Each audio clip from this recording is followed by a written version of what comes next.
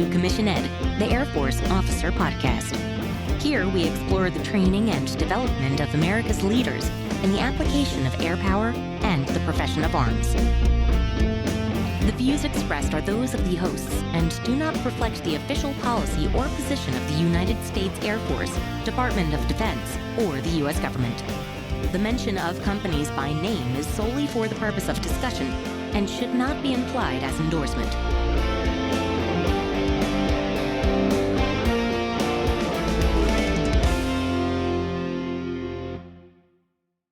Welcome back to another episode of Commission Ed, the Air Force Officer Podcast. I'm Colin Slade. And I'm Reed Gann, and we're your hosts for Commission Ed. So Reed, 2 weeks ago, we heard from Lieutenant Colonel Matt Hoyt. Today, we have the pleasure of hearing from him again, this time on the topic of being a flight doc or flight surgeon. But before we get into any of that, once again, please do not send us or Matt your medical questions. We're not going to answer those. He's not in a position to answer your specific medical question.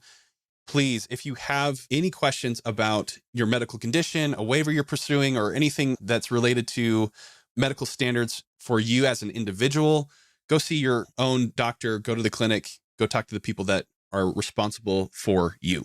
Exactly. Again, Matt's super happy to reach out and get in touch and discuss aspects of this career field, how to join, what a day in the life is like, what career progression looks like, maybe even options on the outside. But exactly, Colin, we're not going to answer medical questions. Don't even try. So all that said, this is a really exciting career field that we're going to talk about today, being a flight surgeon. Oh, yeah, absolutely. I mean, can you think of a better blend of just awesome things that you get to do, helping people on the medical side, and you get to go fly? Like, that's your job? Yeah, he wears pajamas to work every day, just like, all these other flyers. And yet, and as we'll discover, he is making operationally significant decisions. Mm-hmm. He is influencing ops. As a medical professional. Yeah. So I think if you want to be in the Air Force and you want to be a medical professional, I think this is the perfect blend of both. Yeah. So without further ado, Reed, let's turn it over to your interview with Lieutenant Colonel Matt Hoyt. As promised, I'm joined today by Lieutenant Colonel Matt Shakespeare Hoyt. Sir, thanks for joining us again. Hey, thanks for having me back. Yeah. So last time we talked about the Healthcare Professional Scholarship Program and how you essentially got in and how that program helps pay for med school and recruits a lot of professionals into the military. Today, we're going to talk about a really interesting career field that is somewhat unique. I know that this exists somewhat on the outside, but I feel like most of it is inside the military. And that is flight surgeon. So let's put a pin in that, though. Let's learn more about Lieutenant Colonel Hoyt. What's your journey? How did you get to where you are? Why are you in the Air Force? Let's give a little background on, where are you from, where you went to school, all that kind of stuff. Absolutely. Thank you. So my grandfather served in the Army, 27 years in the Army, retired as a lieutenant colonel. And as a junior in high school, I wanted to go into the military in some way. I knew I wanted to be a physician. I knew I wanted to go to med school. And I had seen how my grandparents had been positively benefited by his service in the military. And so I sat down with my grandpa and I said, hey, this is what I'm thinking about doing. First thing he said was, don't go Army. He said, if you're ever thinking about having a family, you want to go to the Air Force. And I said, okay. And then he gave me a whole bunch of great reasons why, and I loved every one of them. But that was the beginning. So I applied for ROTC because that's the main option for a high school kid that's looking about military. Was I wanted to go to school, so I didn't want to enlist. So I applied for ROTC. I actually applied through the Navy and through the Air Force at first, but the Navy was much more focused on the nurse corps and corpsmen and stuff. And the Air Force was like, heck yeah, let's do this. So I actually got an Air Force ROTC scholarship right out of high school, went to the University of Utah, started my first year of ROTC on scholarship, which was cool. They paid for my tuition, books, and fees in undergrad. And my understanding of the way the ROTC scholarships work, if you go from undergrad into medical school, you basically automatically transition from ROTC into that HPSB program, which without even having to do another application or anything, it's just automatic, which was really awesome. So that was my plan. I was like, okay, I'm going to do my 4 years of undergrad, go straight into 4 years of med school, and it's a year-for-year commitment. just like that. So, 8 years, I was planning on staying 20 years no matter what. And so who cares what your commitment is? 8 years is 8 years. You get over with that. And then you still have 12 years anyway. Yeah. So did my first year of undergrad, served a 2-year LDS mission, came back, jumped right back into ROTC. Second year, picked it right back up. And I was prepping for field training. And in order to go to field training, you have to have a new physical for field training. And during that physical, as they're going through my history and stuff, they're like, any of this, any of this, any of this. And then they came to, I had kidney stones while I was in the Philippines. And so they're like, any history of kidney stones? I was like, yeah. And they're like, what? And so they were like, that's a disqualifying thing. And I thought he was saying disqualifying for field training. And I was going to have to go get seen by somebody and do a waiver and all this, whatever, right? So finished up the physical, back doing ROTC. And I mean, I was so actively involved in ROTC. I was in Honor Guard. I was in Arnold Air Society. I flew with Civil Air Patrol. I did a little bit of everything I possibly could. So anyway, about February-ish or March-ish, my detachment commander calls me into his office and tells me that I'm being medically disqualified out of ROTC. I was like, what does that mean? He's like, well, you're going to lose your scholarship and this, after this semester's over, you're done, and there's nothing we can do. And I was like, anyway, so we applied for an exception to policy because the waiver was denied. The exception policy was denied. And at the end of that semester, it was like, hey, thanks for hanging out with us for 2 years, but there you go. So what year was that? That was in 1999. Okay. Yeah. So when you're an ROTC cadet, there's so many pathways that you've got ahead of you that you don't know where you're going. And even though I was like, I'm going to be a doctor, I'm going med school, I'm doing all this stuff, none of those things are guaranteed as an ROTC cadet. You apply for things, but I found out, throughout the years that I may have commissioned as a second lieutenant after ROTC and been a logistics officer for a couple of years and then been given the opportunity to go to med school. So nothing was guaranteed, even though in my brain it was guaranteed. So anyway. But still to tear that rug out from under you, the plan, completely changed my outlook on what the next 20 years of my life was going to be. Yeah. Because I was convinced, I'm going to go to med school right after this and then be in the Air Force for 20 years and whatever, right? So now all of a sudden the Air Force is off the table. And so I'm, okay, now I got to figure out paying for undergrad. Got that taken care of. I'm still going to school. I'm still charging ahead to be a doctor. And in the meantime, got married and had our first daughter the year I graduated in 2002. So finished undergrad, applied for med school, got accepted to med school. Graduated in 2002? Graduated in 2002. So 9/11 has happened at this point. Yep. So Interesting. Did that push you farther away from service or draw you closer to it? So honestly, the conversations I had with my wife were, what options do we have to not get buried by debt by going to med school? Yeah. Okay. Because we were going to go to med school and we were going to do this and we were going to figure it out. Okay. But to be honest with you, the military option it had been taken off the table. So that was not even an option there in your mind. Mm-mm. Yeah. No. And so I had started medical school on campus and, there's a handful of the second year med students that are on campus with us that were in one of the service programs for HPSP. And one of the days they had all three services had recruiters on campus. They had a little table out in the main walkway area. And I was walking from one building to another building and saw them and stopped and said, hey, because you can't just walk by people and ignore them. So I just said, hi, how you guys doing? I knew who they were. I knew what they were out there for. But because I said hi, instantly they're all like, oh my gosh, you're somebody who's interested, right? So they all asked, are you interested in joining the military? And I said, I've already been medically disqualified. I can't. And they were like, what for? And I said, I had kidney stones. And they're like, well, if we could get you a scholarship, would you be interested? And I was like, yes. That was the first moment that now the military was a possibility again. So I went home and I talked to my wife. I was like, hey, I might be able to get a military scholarship and be able to get back on that path. She's like, what? I was like, yeah. Do you want to do that? And she's like, yeah. So the next day, all three services came back and they're like, yeah, we got a scholarship for you. And I was like, holy cow. Wow. I mean, just that fast. It was that fast. I mean, I hadn't done any I hadn't filled anything out.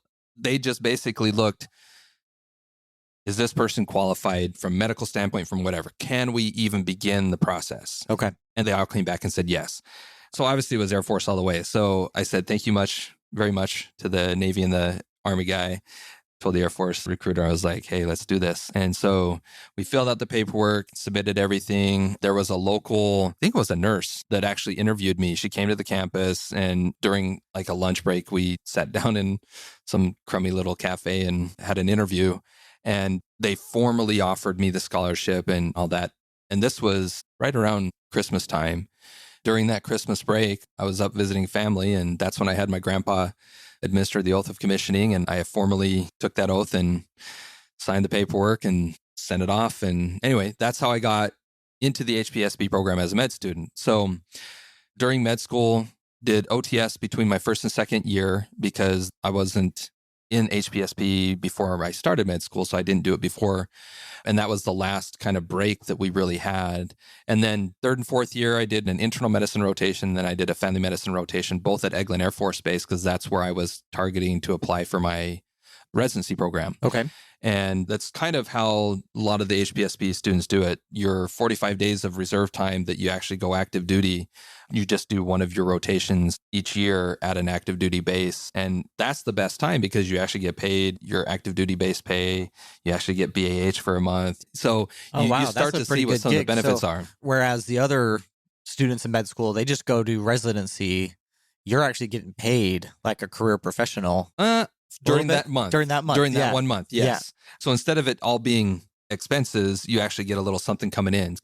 And exposure to what you're going to be doing here in a couple years anyway. Absolutely. So being there at Eglin Air Force Base was awesome because you get an introduction to what the hospital looks like. You get an introduction to the medical electronic systems that they use, which your electronic health record. They had just started using what I think everybody is currently familiar with, which is Alta. And so I was there essentially right when that was introduced and started for the current residents. And man, talk about a nightmare for them. They were not very happy to transition from dictation to now we have to do everything in this system that's brand new and not very great. So anyway, I did those rotations, loved it. It was a great experience. Knew that, yep, this is where I want to go. While I was there, interviewed for my residency, and then middle of your fourth year, you get accepted to whatever your residency is going to be. There's a GME match, which is your graduate medical education match. And that's, which residency are you getting accepted for? All of my classmates were finding out where they were going, both civilian and military and whatnot. Yeah. And then graduated med school, recommissioned as a captain on the day of graduation. And then that was May 17th, June 1st, they wanted us on the base. That's like, here's your sign-in date. Report no later, June 1st. So... And did you get sent to Eglin? Was that your first duty station? That was my first duty station. So I got accepted to the family medicine program there at Eglin. So packed up my family. Now it was me, my wife, and 3 kids, and drove across country and arrived at Eglin, checked in on June 1st, 2006, and started our in-processing and the beginning of residency. So 3-year residency in family medicine, finished that, graduated from that residency program, and then went to my first duty station at Hill Air Force Base, Utah, as a family practice doc. I was there for 4 years and did 2 deployments during that 4-year tour. From there, my commitment was only a 3-year commitment because I had a 3-year scholarship, basically. So I only owed 3 years. So right about the time that I had about 6 months to a year left, and we were trying to make the decision about what we were going to do, stay in or versus get out. And the deployments were awesome. Great experiences. Where did you deploy? I deployed the first time to Kuwait, was there for 7 months. And then the second time I started in Kuwait, but then was transitioned down to Al Dhafra, which is in the UAE. So again, great deployments, great experiences. Being separated from family was the only thing that I didn't like about it. Everything else was just an awesome experience. You are, for the first time, a part of the Air Force. Because as a family practice doc, you see people, you wear a uniform, you see people in clinics. Sometimes it's active duty, sometimes it's dependents or retirees. But you're so disconnected from the Air Force mission that you really don't feel like you're part of the Air Force. And that was kind of frustrating for me because I'm like, the only reason I feel like I'm in the military is because I'm wearing a uniform. But there's nothing else. I know nothing else about what's going on. I'm not impacting anything that I could see with regards to the mission. The truth is I just didn't know it. Yeah. So yeah, the deployments were a great experience. And that was the first time that flight medicine was introduced to me in a real way. Like I knew about flight medicine. I had had some flight surgeons come and talk to us during our OTC and had a little bit of an introduction to it as a family practice doc in residency. But I really didn't truly understand what they did. I didn't understand what their job was and what their role was. So seeing that from a deployed standpoint, I was like, yeah, this is what I want to do. So I tried to, while I was stationed at Hill, tried to go to the aerospace medicine primary course to begin the process of becoming a flight doc. And I had a squadron commander that just was not the coolest person on the planet. Anyway, he refused. He's like, I'm not wasting my money on you. And I was like, the Air Force needs flight surgeons. They are begging for people to transition to flight medicine. And you're saying no because I'm not worth the cost. So anyway, I already knew what my next duty station was going to be. I had already been penciled in for a follow-on to Italy. And so I was like, I'm not going to get anywhere with this squadron commander. So I just finished up my time at Hill, transitioned onto my next duty station in Italy, where I was still a family practice doc, but I was in the PRP clinic, so Personnel Reliability Program.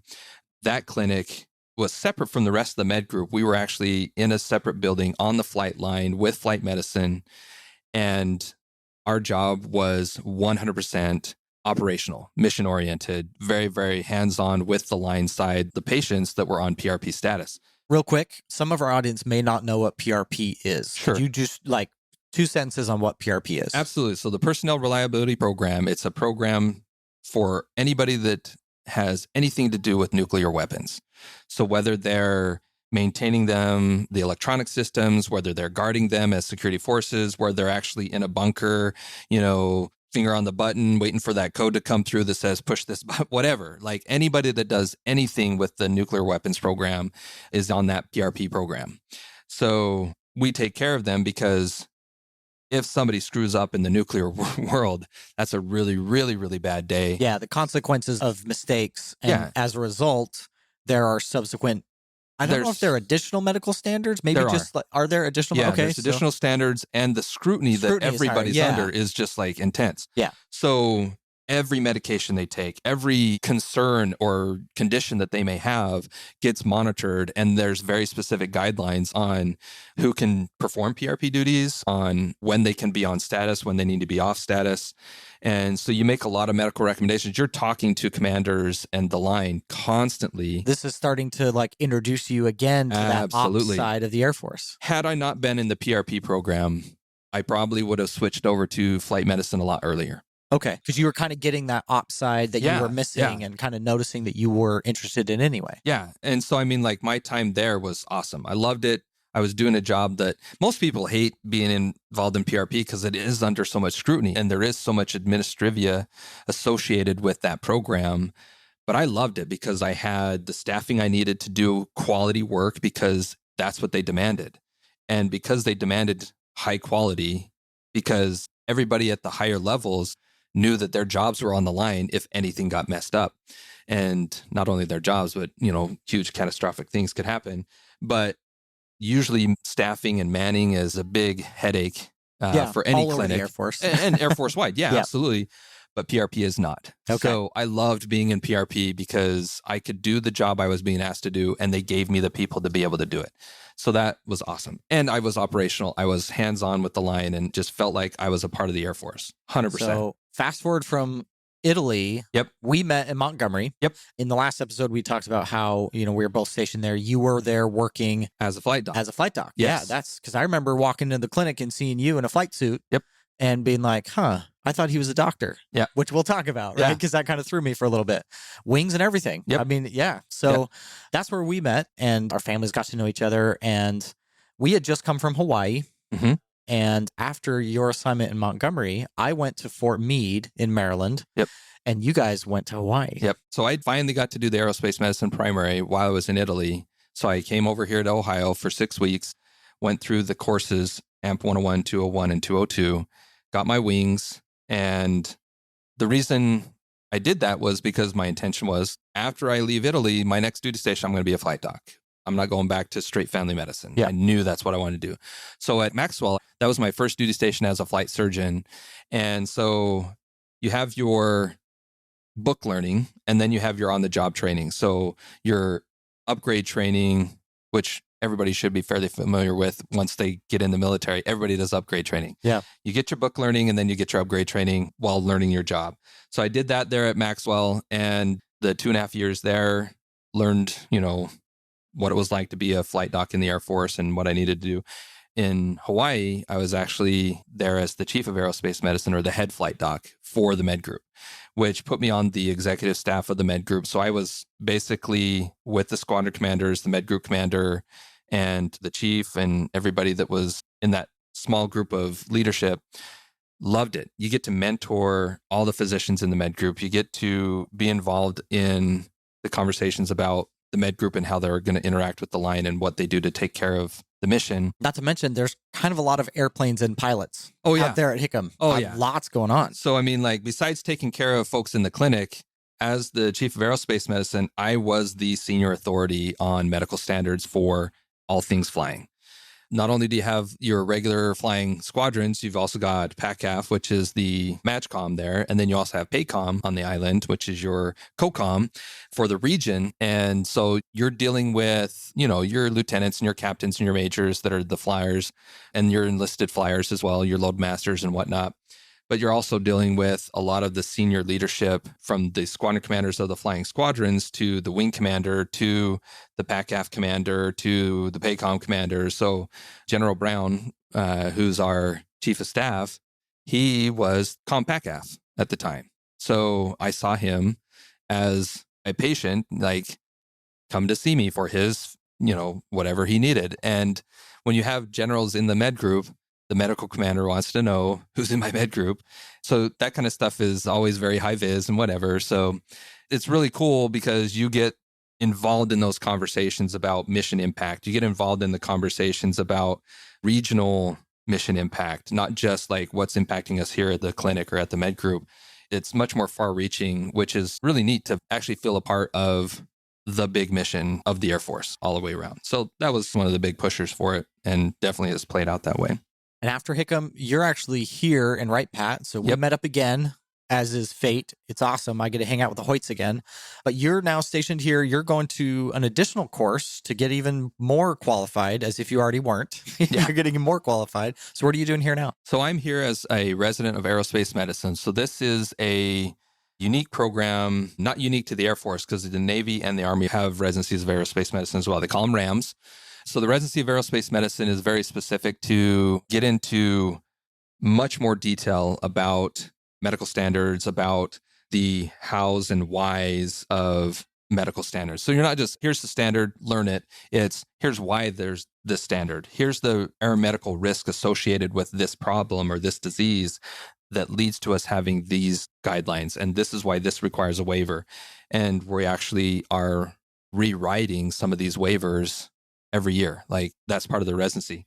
The other part of it is a Masters of Public Health to learn more about emergency preparedness, emergency management, disaster preparedness, and kind of that big response mechanism, which as a senior flight surgeon, you're also the public health emergency officer for the base.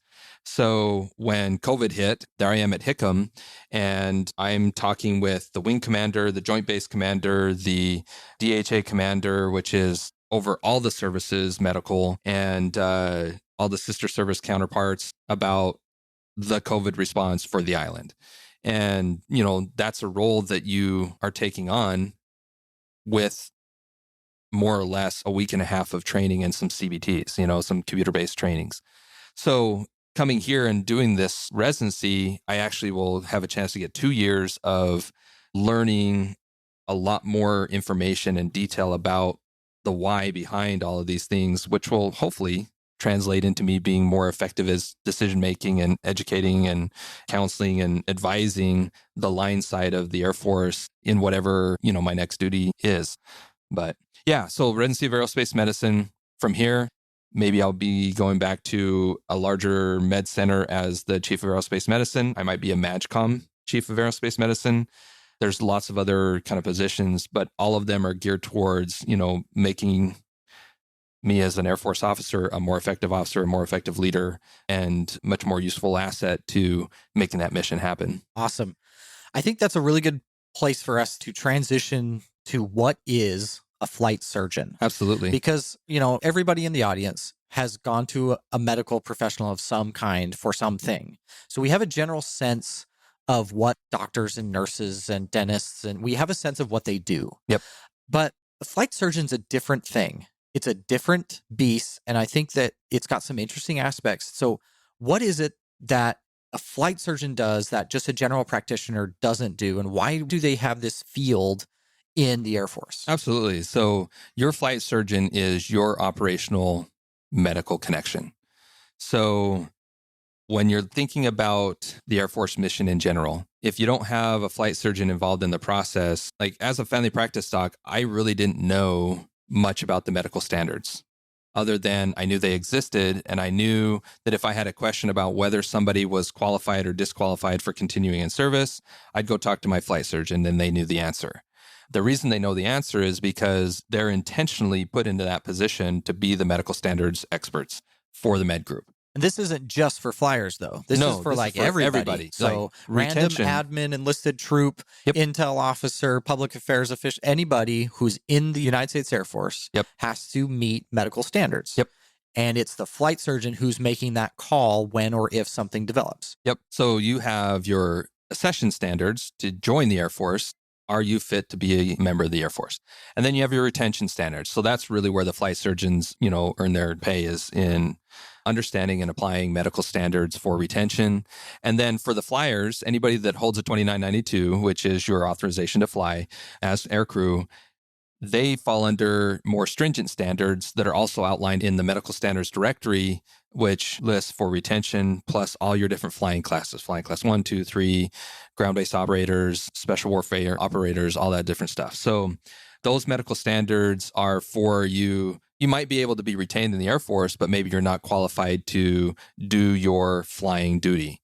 And then we would write the waivers and submit those things. And that pulls up the waiver guide, which is a whole nother huge document that further outlines the requirements for meeting standards. But standards, that's the big piece. Okay. Flight surgeons are your standards experts. Okay.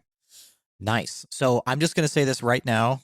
Anybody across the audience who's like salivating that they can reach out to this guy and ask him questions directly, we're not going to do that. We're happy to hear your questions, but we're not going to answer any medical questions. Please go talk to your local flight surgeon. Okay. Yes. Good. I just want to make that clear. Matt's a great guy. He'll reach out and talk to you, and you can contact him by reaching out to us. But we are not going to answer any medical questions. Absolutely. Because that's not the right way to do it. Now, if you just want to talk to Matt sometime, great guy. He'll talk to you anytime. Absolutely. All right. Thanks. I felt like we needed to get that out there. Okay. So that's a big deal. I mean, I feel like you hold a position of real power and authority. And a number of episodes back, I kind of made this big stand that unless you're, a leader of airmen in a combat role, you don't need to be an officer. And I've already eaten crow on that statement, and I'm going to eat some more here. This is, to me, a very clear place where you need to be making decisions that are going to have operational impacts. Absolutely. I mean, pulling a wings from a pilot, that's no small thing. Yeah. Yeah, absolutely. And luckily, I'm not doing that by myself. So we are the person on the base that is your first point of contact and your leadership's first point of contact. If there's a question, if there's a concern, anything when it comes to somebody's ability to fly, somebody's fitness for duty and ability to be retained in the Air Force. And, there's so many circumstances where people get hurt, people get injured, people get ill. And when you have a medical condition, the question is always like, well, how's this going to impact me? Are you deployable? Are you able to meet fitness standards? Are you able to continue to do your job? Some people get illnesses and injuries that just make it that they can't do the job that they're currently doing. We are there to help them navigate the retraining process. Are they even eligible to retrain into a different career field? And then how do you go about doing all that? And then for deployments, are you clear for deployment? That all goes through a flight surgeon in the pre-deployment process. And then, you might need a deployment waiver. So all of these things where anybody who wants to do a mission in the Air Force, whether it's deployed or in garrison, that's going to get through a flight surgeon one way or another. Yeah. So especially from the flying side, that's got to be hard to know what they go through. And that's something else I wanted to bring up. You're a rated officer.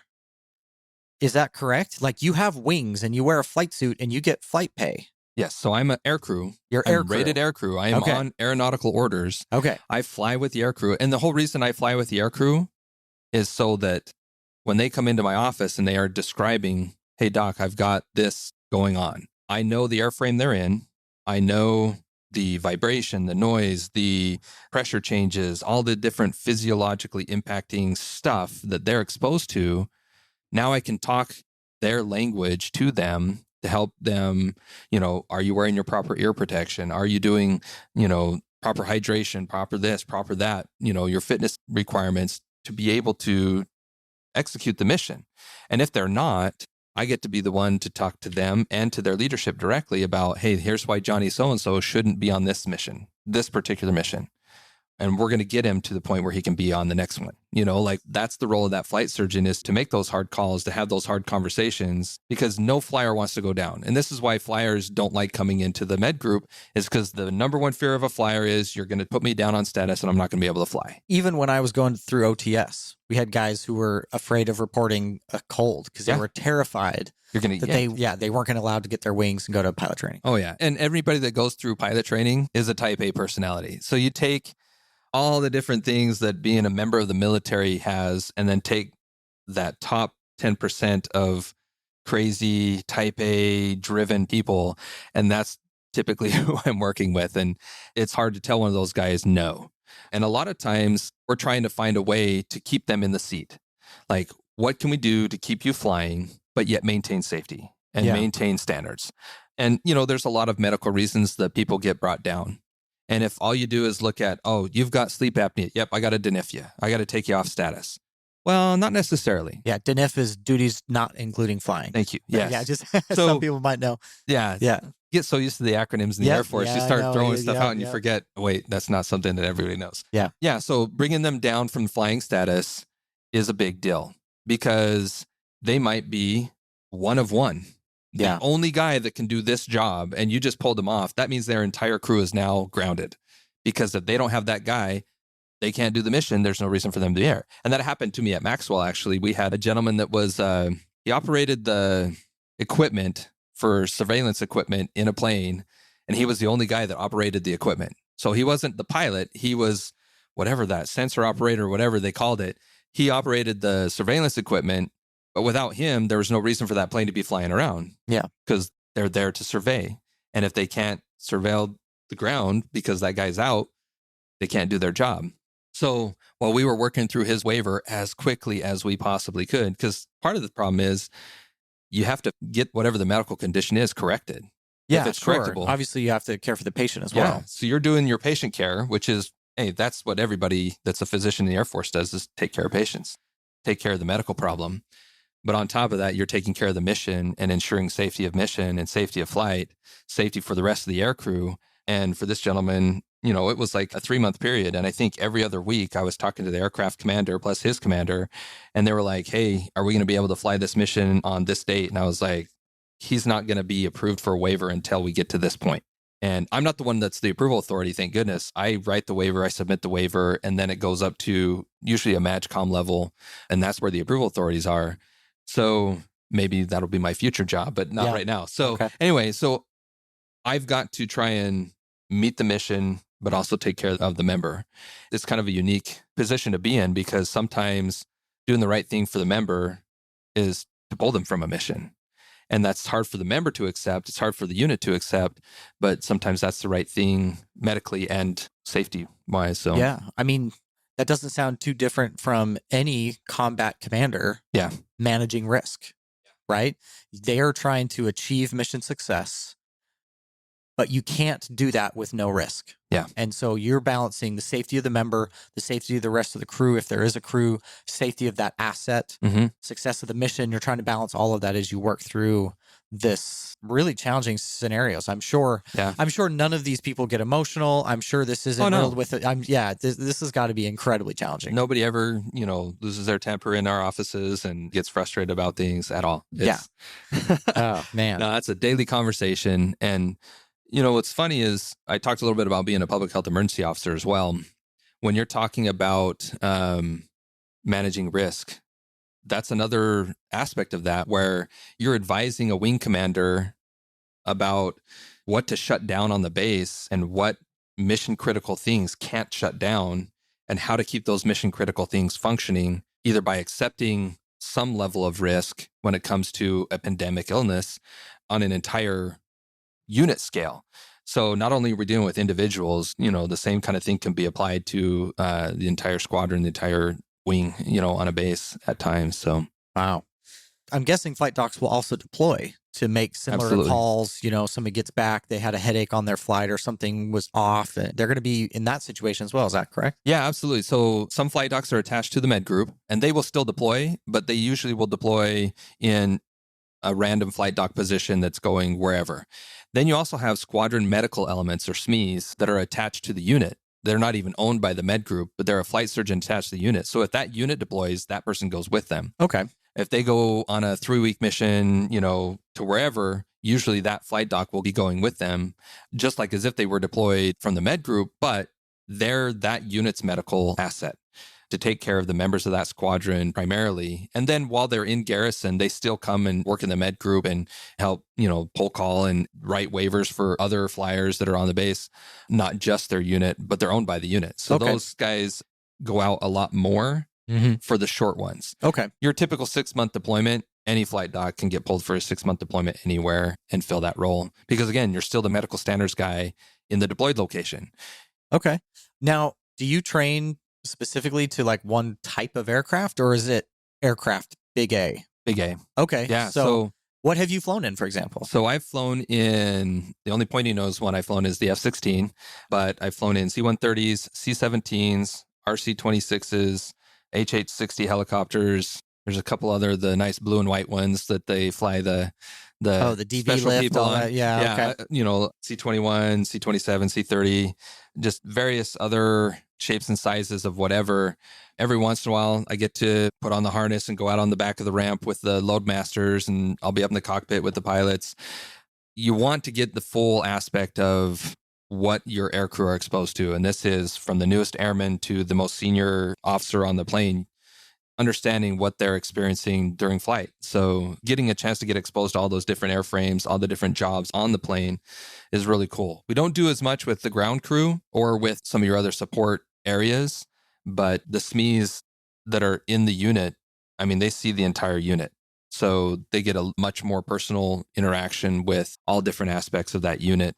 As a med group flight doc, you're going out to all the different units and anybody that operates on the flight line or with the flight line. So you get to know not as much depth, but a little bit more breadth. Okay. Yeah, that makes sense. I'm thinking, let's put ourselves in the, some random captain out there in the Air Force thinking about being a flight doc. Is it once you're a flight doc, that's what you're going to do? You're going to be a flight surgeon for the rest of your career? Or maybe you get in, you do a tour or two, realize this isn't for you. Can you dip in and out? How does that work? Absolutely. So, the only requirement to be a flight doc is a desire to do it. And then you go to the aerospace medicine primary course. That's where you learn a lot more information about medical standards. You get introduced to medical waivers for flyers. You get introduced to the administrative side, but that's also where you get to fly for the first time. And that was really cool. I got to fly. And that's here at Wright Pat. Yeah, that's done here at Wright Pat. And that program is changing as well. So when I went through, it was 3 2-week courses, and you can split it up or you can do it all in one chunk. I did in one chunk. So I did all 6 weeks, all in one piece. And then I became a flight doc, but I'm still a board certified family physician. So if I wanted to go back to straight family medicine, basically it's just communication with the assignments officers and your consultants. So family medicine has a consultant, flight medicine has a consultant, the surgeons have a consultant, the pediatricians have a consultant. Everybody's got a consultant. You basically tell your consultant, here's my intention. Okay. I want to go back to family medicine. Okay.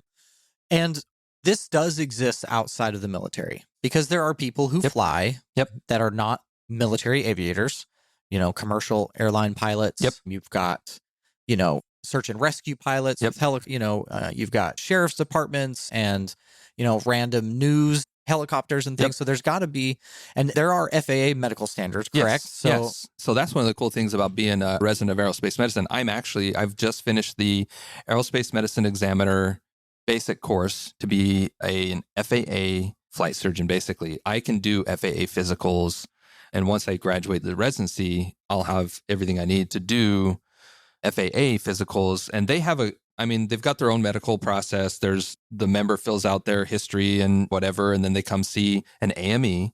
The AME does the physical and then submits their paperwork to the FAA, to the senior flight surgeon, so to speak, the senior AME, and those get either approved, denied, or deferred. So I can approve them right in office, I can deny them right in the office, or I can defer it to the next level up. If there's medical conditions that require a deferral, they're spelled out pretty clearly. But anything that I'm allowed to approve in office, I can do it right there, and I can write them a certificate that allows them to go fly. No, that's great. So it's not just the military. Sometimes as we go through these interviews, talking to various people and their Air Force specialty codes, there aren't a whole lot of places, if any, where this is a thing. Yeah. Especially for some of our enlisted members. In the intelligence career field, there's a targeteer.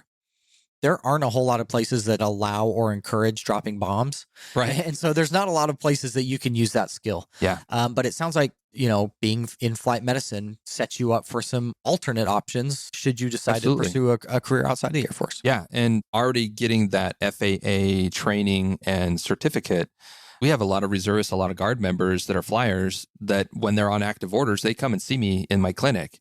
And by understanding the FAA requirements, I can keep them out of trouble with their civilian jobs as well as with the military side. So it's definitely very, very useful to have that introduction and understanding of those standards because they're similar, but there's some things that the FAA is more rigid on, and there's some things that the military is more rigid on because the FAA is willing to accept risk in certain areas that the military is not, and vice versa. So a lot of it is flight safety. When you look at aircraft mishaps and aircraft mishap investigation, again, that's another role. As a flight surgeon, you get sent, if there's a mishap, there will be a flight surgeon on that safety investigation board looking for human factors that went into potentially the cause of the mishap. And how do we prevent that for the future? And that, has nothing to do with retention standards or anything. It's just safety. It's 100% safety, and the safety of flight, the safety of the aircraft, and making sure that you're decreasing the risk of something like that happening to that crew or to another crew later on down the road. So we've got that physical asset as well as that human asset available to fight the mission. Absolutely. That's awesome. So thanks for really helping us understand this unique role. I think it's a unique thing. Not a lot of people that are outside of the operational Air Force get what that does and what it is. And I've certainly learned a lot. Why don't you give us, one of those pinch me moments where you're like, man, I never would have seen myself doing this amazing thing that being a flight surgeon has brought to you? So there's a couple, but number one was the F-16 flight. I mean, as a physician, you get to fly commercially, to go TDY and to go to this. Awesome. You're sitting on a plane with 300 other people. Yeah. When it's just you and one other guy in an airframe where you are basically able to see 360 degrees of sky around you going very fast and doing lots of cool things. That's one of the coolest things, like getting in a plane and actually being able to do that kind of stuff instead of being sitting in an office, typing on a computer, or in a clinic taking care of patients. Like that's one of those things where I was like, this is why I joined the Air Force. Yeah. I joined the Air Force to do cool things and to go cool places. And that's definitely one of them.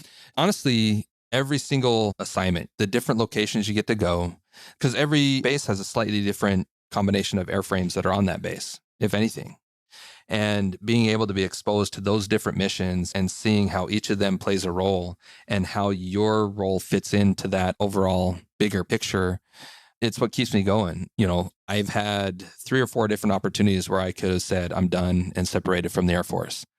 And this is not a conversation I have by myself. There's lots of people involved in this conversation, particularly my wife. But one of the things that keeps us staying is we get to go to cool places. We get to do cool things. And sometimes my wife even gets to be involved. So she's had a chance to fly in a couple of C-17 flights that were spouse flights. Like, who gets to do that? Who gets to sit on those kind of things and experience that kind of stuff? So yeah, those pinch me moments, just sometimes you're sitting in one of those circumstances and you're just like, I am in a position that not many people get to enjoy. Yeah, absolutely. And it keeps getting you, doesn't it? Yeah. Every time you think you're just about ready to start thinking about transition, something happens and you realize that this is a pretty amazing profession that we get to be a part of. So like here with the RAM, I went through the pilot applicant program process for the FAA. And we flew with Greene County out here in their little Archer Warriors and Pipers. And anyway, it was awesome flying in a Piper Warrior and you're actually piloting an aircraft. Not many physicians get to say that when they see a patient in clinic, they're like, oh yeah, man, when you're coming in for a landing and you're having to balance all this stuff with the instrumentation, plus keep your eyes around for all the different planes flying around you and talking on the radio and doing all this. And they're like, wait a minute, you've done that? Okay, so you're legit. I can talk to you about this stuff and you understand what I'm saying. I never got to do that as a family practice doc. I mean, I took care of people medically, but I had no clue what all went into each of their different jobs. And as a flight doc, I truly get to do that. And it's like every time I get to see somebody else's job and get an appreciation for what other people are doing, it's awesome. No, that's spectacular. So for the random high school senior who might be listening, or, you know, that enlisted member thinking about transitioning, going to med school, what is the process? So yeah, they got to go to med school. They got to become an Air Force officer. But let's say you're a family practice doctor. How do you make that transition happen? Like, do you just go to your local flight surgeon and say, sir or ma'am, I would like to have your job? Like, how does that? Yeah, how does so that that's transition? a great place to start. Like I said, consultants and your assignments officers play a huge role too. Communicate it early, like, hey, I am interested in transitioning over to flight medicine from whichever specialty I am. Because that's the beautiful thing about flight medicine. You can be any kind of a doctor out there. And you can even be a PA or a nurse practitioner. They've got aerospace medicine PAs and nurse practitioners that have a role in that medical standards piece. They don't get to do all the stuff that the surgeons or the physicians do, but still, they have some cool stuff. So you can be a pediatrician. You can say, you know what, I want to go over to flight medicine. First thing to do is communicate that to your local leadership, communicate that to the flight surgeon there so they can help you with all the other communication pieces. You're going to communicate that to your consultant, so that they can start being like, okay, so I'm going to take you out of my pool of people for assignments, and you're going to be going over to somebody else's pool. You basically, once you do your flying class physical, so I had to do a flying class physical, flying class 2, and that gets all taken care of, you go off with a 2992 saying you're medically cleared to participate in this training and ultimately be a flyer. You do the aerospace medicine primary, and then now you're communicating with the flight surgeon consultant for a flight surgeon job at your next duty station. Or some people roll right in and take a flight medicine position at the base they're at and basically do a PCA, which is instead of a PCS, you're staying, but you're still changing your assignment into flight medicine instead of whatever your previous specialty was.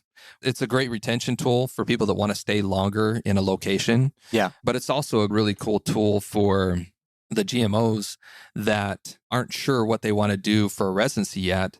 You do an internship, you go into flight medicine, you get to do something operationally really cool while you figure out, what do I want to be when I grow up? And then, you apply for your residency down the road 2 or 3 or 4 years later. Awesome.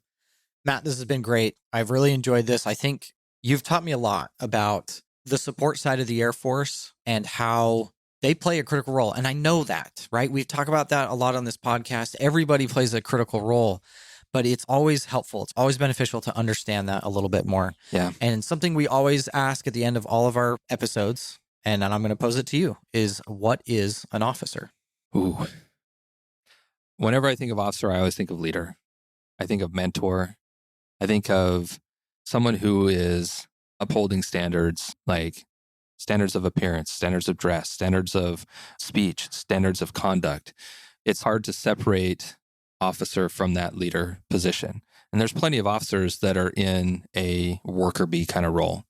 But even in a worker bee role as an officer, you are still leading by example. You're leading your team, no matter how small that team is. It might be a team of 2, but if you're the officer, you're going to be the one that's expected to set the tone. And that's really how I see an officer is, no kidding, you are the one that is being seen as the tone setter, the example, the leader of how everybody else is going to kind of base their function and their performance off of you.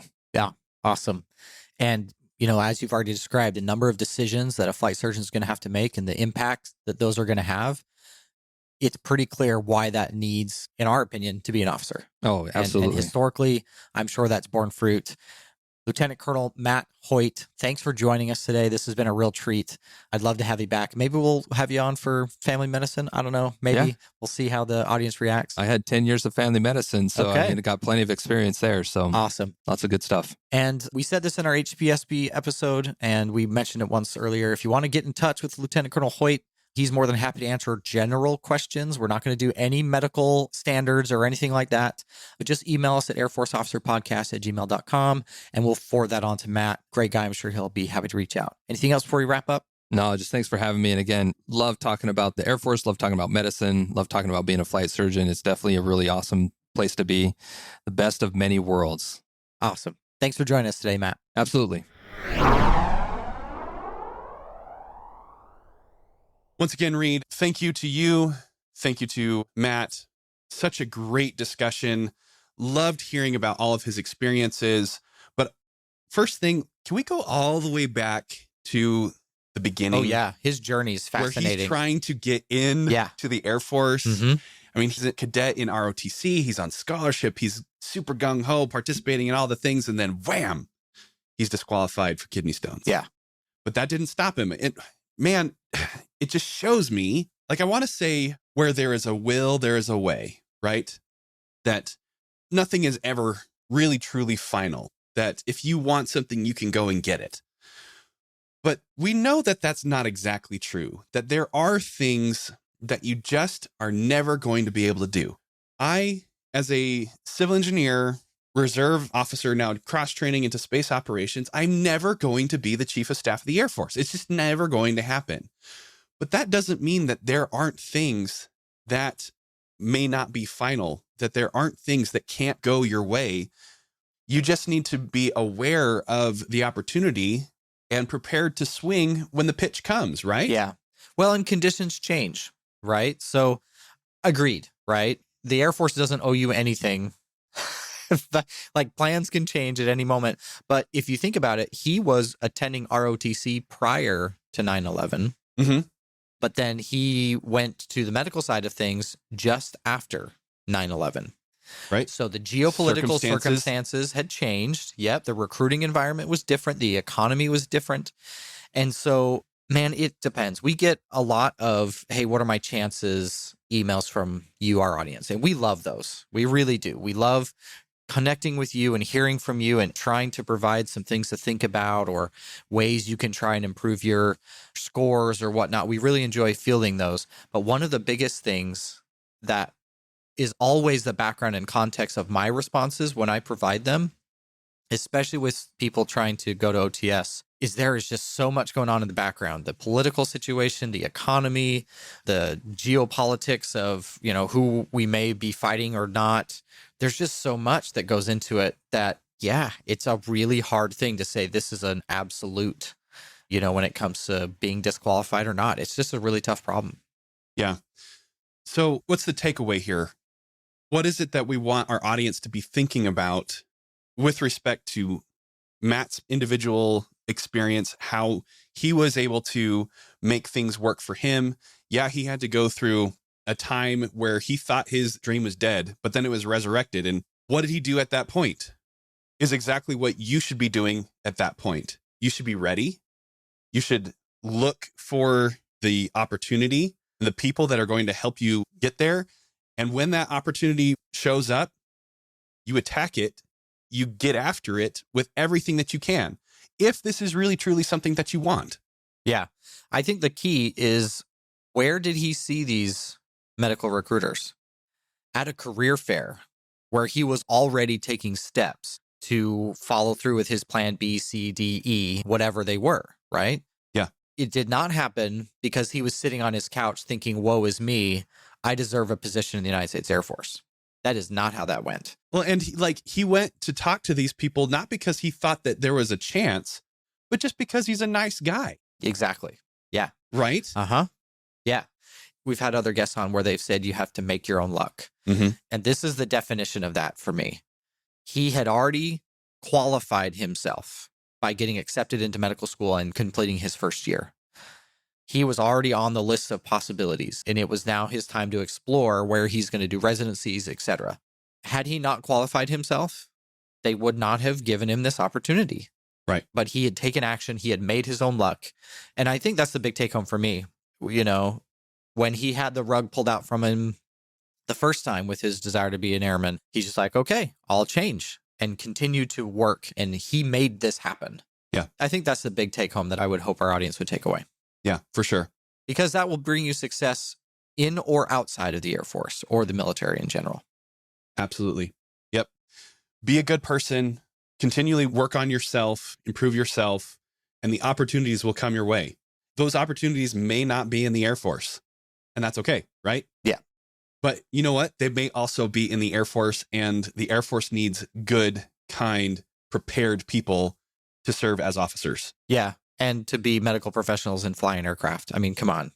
Let's bring it back to this amazing opportunity, right? So yeah. I think something that we wanted to talk about, Colin, is we understood that there was a pretty stringent flight physical medical requirements for being a flyer, and that there were medical people making those calls. I did not know that those same people were making calls for the rest of the airmen in the Air Force. Right. Yeah, that was a big surprise to me. But as I examined it, and you and I talked about this offline, it makes sense that the people making the judgment calls for medical qualifications for the most strict requirements would also therefore have all of the baseline requirements pretty down pat. Right. And so I guess that makes sense. But even more so, they have operational experience when it comes to what it means to be in an aircraft. Yeah. Think of how valuable that is when it comes to them being able to connect with their patients and make good decisions. Yeah. And not just operational experience in the aircraft, but operational experience, period. Like they are mission minded. They are focused on what the Air Force is actually trying to do. They care about the mission. And so they're using that lens when they are making not only decisions for the flyers, but for everybody else. For the civil engineering airman that is having a medical issue and they have to make a judgment call, how are they making that call? Through the lens of Air Force operations. Can this airman who is in a role of combat support going to help or hurt the operational mission? That's how they're thinking about these things. In addition to the member receiving the care necessary for them. Right. Matt pointed that out a few times, how he's making decisions. He was specifically talking about an example there at Maxwell Air Force Base with a specific airman who was, a key role on a crew for a reconnaissance platform. Yeah. He was making operational decisions, and that's what the commanders were coming back at him with. Hey, we need to fly this mission for this reason. But he's also the advocate for the patient. Right. Hey, but this person needs to get well. So balancing both of those things led me again to something that I definitely have to eat crow with. That is exactly the kind of decision that officers should be making. Right. The life and limb of the member balanced with risk to the mission, to the asset, to the strategy, to the purpose of existing for a service. I'm not saying our enlisted members can't make that decision, but historically, those types of decisions with that kind of importance have been levied against members of the officer corps. That makes perfect sense when you put it in that perspective. Absolutely. And therein is the reason why the officer must be aware of the standards, must be aware of what the mission is, must be aware of their people so that they can balance those judgment calls so that the mission can get done, but also so that the person can be taken care of. Whether that means providing them the critical feedback necessary to improve performance, whether that means you are no longer an asset to the Air Force, so we're going to help you to get out and go do something that's more in line with your skill set, your capabilities, and what are the resources necessary to allow the mission to actually get done. The discussion here around a flight doc being responsible for those things is the perfect way to describe what every other officer in the Air Force should be thinking about and how they should approach those decisions. Yeah, couldn't agree more. It was a very interesting discussion to have him walk through some of those examples and the things he was thinking about. It just really opened my eyes for sure. Yeah, it's awesome. And, that actually makes me think about another thing that Matt brought up in the interview, specifically about how there are flyers, aircrew that hesitate to come and see him because they don't want to get put on DNF.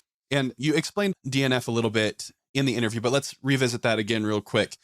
Duties not including flying, right? What does that mean? So that means exactly what it sounds like, but in translation into reality, that means that you're going to be working in other positions in the squadron. Say maybe you're going to be a scheduler, or they're going to move you over to the OSS to work with the intel flight, or maybe you're going to be the exec. But bottom line, you're going to be doing other things that all have to get done and get done by people flying, but you are not going to get put on the schedule to be on the jet. That's what it means. Right. And a lot of flyers view this as kind of like the death knell of their career, that if they're not in the jet, they're going to lose those perishable skills, how to operate the aircraft. They're not going to be prepared for the operational mission. They're not going to be deployable, those kinds of things. That's what they're afraid of. But here's the thing. They're afraid. And that fear, sorry, I'm thinking in terms of Star Wars quotes now, Yoda, the fear leads to hate, hate leads to suffering, those kinds of things. Yeah. That's what I don't want to have happen between flyers and the flight docs. I don't want those people to view each other as the enemy. I don't want anybody who's wearing the same uniform as me to view me as the enemy. I don't want to feel that way about others who are also in the Air Force with me, especially some of these other entities that we so commonly associate with these other parts of the Air Force that have this kind of negative connotation, JA or security forces or the inspectors general. We should not be viewing them as the enemy, right? Exactly. And all too often, I think that does occur. And I think it's an incredibly human reaction.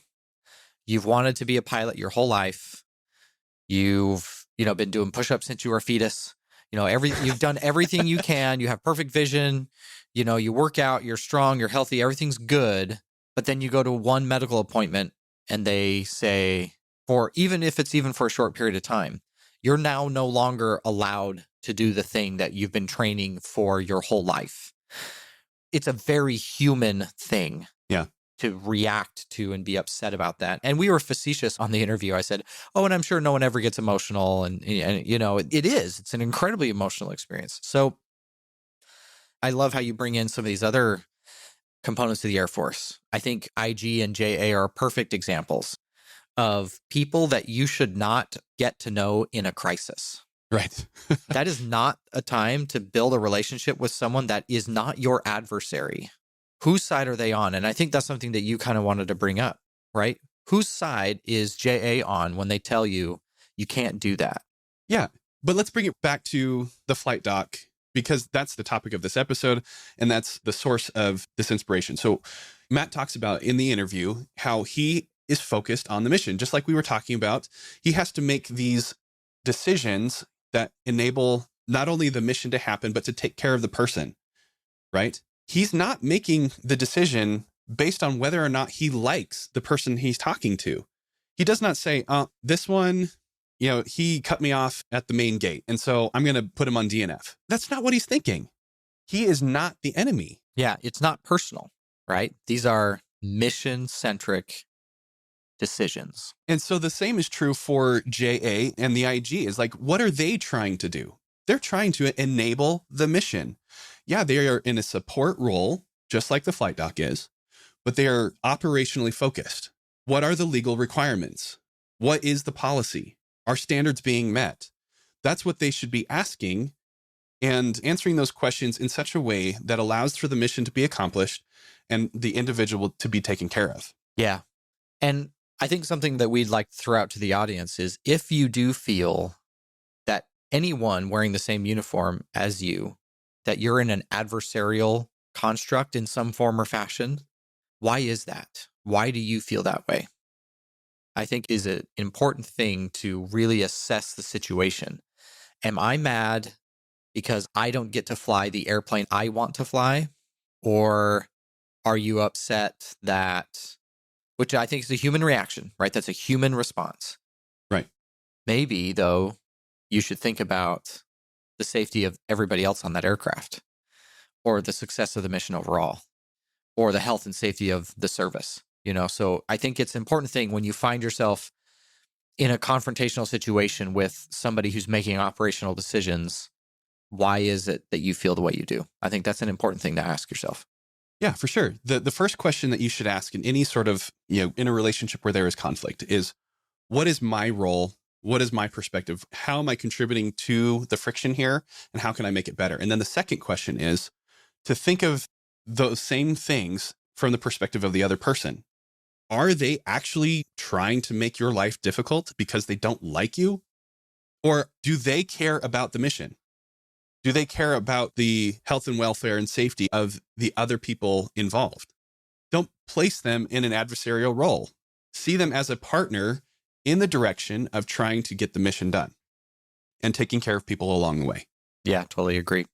This was a great time for me to sit down with a good friend of mine and learn more about what they do and learn a whole lot more about the Air Force. Got to tell you, I learned a lot sitting down with Matt. Appreciate him coming on.